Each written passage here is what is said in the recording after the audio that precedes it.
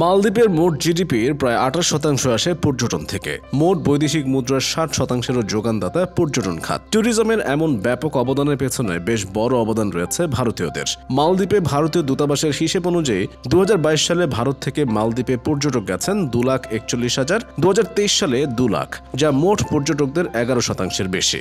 মালদ্বীপ গমনের এই ক্রমবর্ধমান চিত্রকে এবার পাল্টাতে চান নরেন্দ্র মোদী। ভারতের প্রধানমন্ত্রী চাইছেন দেশের টাকা দেশেই থাকুক, সেজন্য সম্প্রতি মালদ্বীপের নিকটবর্তী শান্ত শুভ্র লাক্ষাদ্বীপ ভ্রমণ করেন তিনি। তার ভ্রমণের ছবি সামাজিক যোগাযোগ মাধ্যমে শেয়ার করে ভারতবাসীকে মোদী বলেন, যারা নিজের মধ্যকার দুঃসাহসী সত্তাকে আলিঙ্গন করতে চায় তাদের লাক্ষাদ্বীপে যাওয়া উচিত। লাক্ষাদ্বীপের আদিম সৈকতে প্রাতঃভ্রমণকে মোদী আখ্যায়িত করেছেন পিওর ব্লেস বা সত্যিকার আনন্দের বলে। সাদা বাড়ির একা নির্জন দ্বীপে একাকী চেয়ারে আরাম করে বসে থাকা, ঘুরে বেড়ানো কিংবা স্নরকেলিং এর জন্য প্রস্তুত হওয়া মোদীর ছবিগুলো দিয়ে লাক্ষাদ্বীপের প্রাকৃতিক সৌন্দর্য ফুটিয়ে তোলারও চেষ্টা করা হয়। মোদী ম্যাজিক কাজেও দিয়েছে। ছবি প্রকাশ্যে আসার দিনই 50,000 মানুষ লাক্ষাদ্বীপ নিয়ে গুগল সার্চ করেছেন। ভারতের বৃহত্তম অনলাইন ভ্রমণ সংস্থা মেক মাই ট্রিপ বলেছে, মোদীর সফরের পর তাদের প্ল্যাটফর্মে লাক্ষাদ্বীপের জন্য অনুসন্ধানে 3,400% বৃদ্ধি পেয়েছে। সংস্কৃত ও মালায়ালাম ভাষায় লাক্ষাদ্বীপ শব্দের অর্থ হাজার দ্বীপ। বাস্তবে 36টি নয়নাভিরাম সৌন্দর্যমণ্ডিত দ্বীপ নিয়ে 32 বর্গ কিলোমিটার এলাকায় বিস্তৃত ছবির মতো সাজানো এই দ্বীপপুঞ্জ। প্রাকৃতিক সৌন্দর্যের আধার এই দ্বীপের অবস্থান ভারত ও মালদ্বীপের প্রায় মাঝামাঝি। ভারতের কেন্দ্রশাসিত এই অঞ্চলের বাসিন্দাদের 96%ই মুসলিম। একমাত্র এমপি মোহাম্মদ ফয়জলও মুসলিম ধর্মাবলম্বী। রাজধানীর নাম কাভারাট্টি। অধিবাসীদের জীবিকা অর্জনের প্রধান মাধ্যম কৃষিকাজ, মাছ ধরা এবং নারকেলের চাষ। আর্থিক উপার্জনের ক্ষেত্রে বড় ভূমিকা পালন করে পর্যটন শিল্প।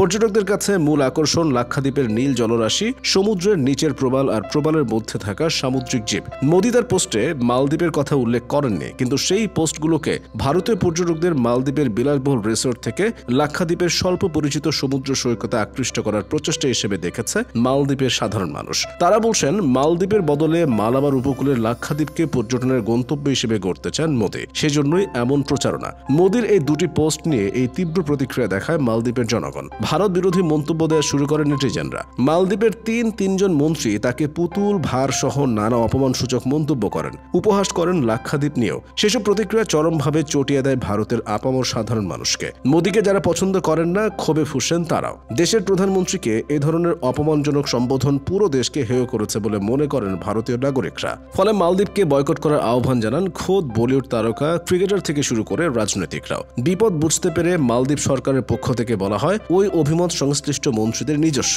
3 মন্ত্রীকে সাময়িকভাবে বরখাস্ত করে সরকার। তবে তাতেও কমেনি ভারতীয়দের উষ্মা। ইতিমধ্যেই ভারত থেকে মালদ্বীপের 14,000-এরও বেশি হোটেল বুকিং বাতিল হয়েছে। বাতিল করে দেওয়া হচ্ছে বিমানের বুকিংও। এসবের জেরে মালদ্বীপের হোটেল ভাড়া কমে গেছে 20%। সামাজিক যোগাযোগ মাধ্যমে মালদ্বীপ বর্জনের যে ডাক দ্রুত ছড়িয়ে পড়েছে, তার জের কোথায় পৌঁছাবে তা এখনো অজানা। তবে মানুষের আবেগ গরম থাকতে থাকতেই এগিয়ে নেওয়া হচ্ছে লাক্ষাদ্বীপকে পর্যটন কেন্দ্র বানানোর পরিকল্পনা। উন্নত মানের আবাসন সুযোগ সহ আরো বহু চমকের সৃষ্টির উদ্যোগ হাতে নিয়েছে প্রশাসন। 2026 সালের মধ্যে এই দ্বীপপুঞ্জের 2টি দ্বীপে বিশ্বমানের 2টি রিসোর্ট খোলার ঘোষণা দিয়েছে টাটা গ্রুপ। একমাত্র যে এয়ারলাইনের এখন লাক্ষাদ্বীপে ফ্লাইট রয়েছে, তারা ইতিমধ্যে অতিরিক্ত ফ্লাইট চালু করেছে। তবে নরেন্দ্র মোদী যে শুধু পর্যটক টানতেই এই কাজ করেছেন, বিষয়টি কিন্তু তা নয়। সরকারিভাবে বলা হয়েছিল, প্রশাসনিক কিছু কার্যক্রমের কারণে কেন্দ্রশাসিত লাক্ষাদ্বীপে যান তিনি। কোচি লাক্ষাদ্বীপ ডুবোজাহাজ অপটিক্যাল ফাইবার সংযোগের উদ্বোধন করা ছিল তার উদ্দেশ্য। কিন্তু আসলে এর পেছনে রয়েছে সুদূর ভূ রাজনৈতিক হিসাব নিকাশ। গত সেপ্টেম্বরে ক্ষমতার রদবদল ঘটেছে সমুদ্রের বুকে গড়ে ওঠা মালদ্বীপে।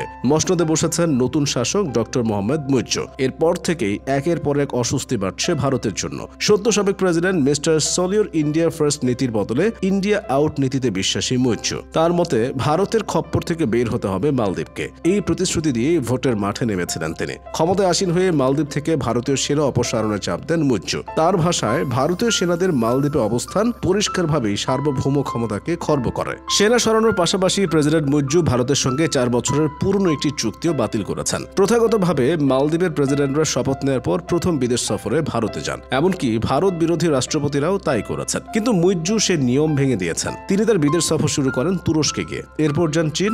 দুটির কারো সাথেই সম্পর্ক ভালো নয় ভারতের। অর্থাৎ পরিষ্কারভাবে ভারত বিরোধী অবস্থান নিয়েছেন প্রেসিডেন্ট মুইজ্জু। কূটনৈতিক অবস্থানে বড়সড় পরিবর্তনের ইঙ্গিত দিয়ে ভারত ঘনিষ্ঠতা এড়িয়ে নেমেছেন নতুন বন্ধু খুঁজতে। আর তাই মালদ্বীপকে শিক্ষা দিতে মোদীর এমন উদ্যোগ। এতে অর্থনৈতিকভাবে যেমন চাপে পড়বে মালদ্বীপ, তেমনি ভারতে গড়ে উঠবে নতুন পর্যটন গন্তব্য। লাক্ষাদ্বীপ দিয়ে এক ঢিলে 2 পাখি মারার এই তরিকায় শ্রী নরেন্দ্র মোদী দারুণভাবে সফল হয়েছেন, সেটা বলতে হবে। আবার নিজের নীতিতে অটল ডক্টর মুইজ্জও ধরে রেখেছেন বিদ্রোহী ভাব। এখন দেখার বিষয় এই কোল্ড ওয়ারে জেতেন কে।